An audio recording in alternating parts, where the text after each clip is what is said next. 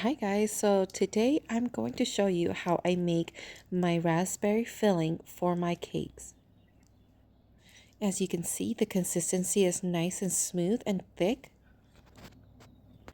And in my previous video, if you had watched it, I had used it to fill my 4-layer cake.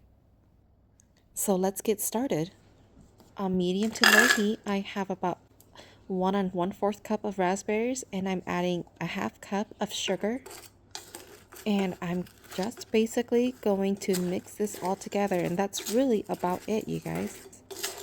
I don't keep my eye off of it at all because I don't want my sugar to burn on the bottom.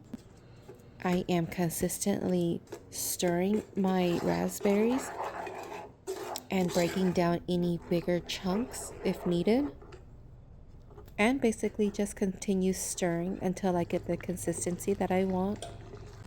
So you can see it's starting to bubble up nice, and everything is starting to break down. My raspberries have loosened as well as my sugar has all dissolved. You can always add more or less depending on your taste buds, and maybe even a pinch of cornstarch if you want it a little bit thicker.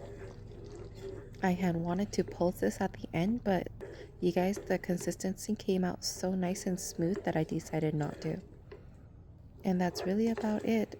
Now what I'm going to do is I'm just going to transfer this into a bowl and cover it in saran wrap until ready to use. With this batch, I ended up putting it into the refrigerator overnight. That's really about it, you guys. If you haven't watched my video on how I put this together, don't forget to click on over. I will put that video link information at the end of this video. But let me just tell you, this raspberry filling came out really good. Let me know what you guys think. You guys can always tweak it to your own. But this is just my short little version of my raspberry filling. Thanks so much, you guys.